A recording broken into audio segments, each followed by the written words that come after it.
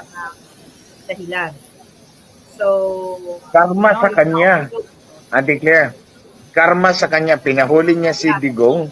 Siya nahuli din sa LA. investigation daw ngayon, Ate Claire, walang sukos order lumabas noon. nang nangyayari ito, may breaking news tayo. According to our source, napapasok lang.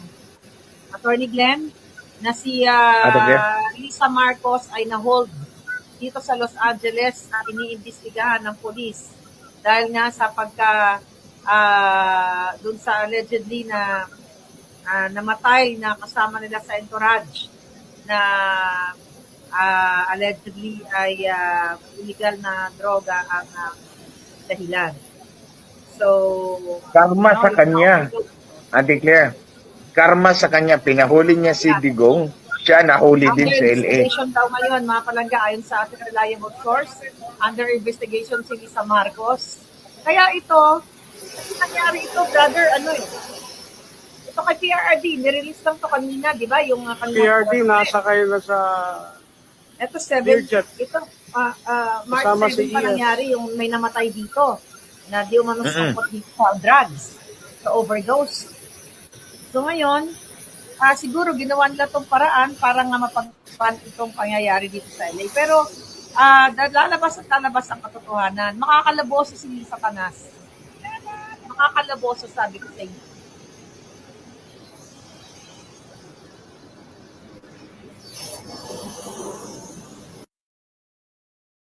Na ibinigay sa atin, ano ang magiging sa tingin mo ang ang nagpi-picture mo dito na dahil si Lisa at ang mga senador kasama pa si Jinggoy, si Jingay, si Cheese at mga artista.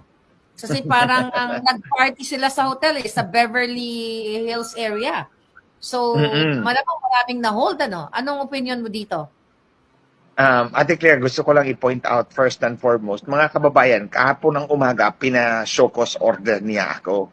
Alam ko naman nga siya yung nag-order doon Kasi, Yes. Ate Claire, mga kababayan, nung nag-hearing ang TRICOM, the night before the hearing, ito yung hearing matapos lumabas ako ng ospital.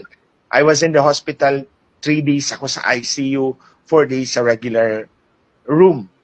And then, nagpasalamat nga ako doon sa medical director na si Dr. Chong sa Ormoc Sugarcane Farmers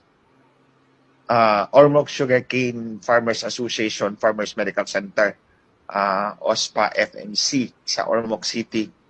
A week after that, nag-schedule ng hearing ang TRICOM. The night before the hearing, sumulat ako. At sinabi ko na na-expose ako to to various pathogens in the hospital setting for 7 days. So, it would be in the best interest na hindi muna ako mag-appear sa inyo because also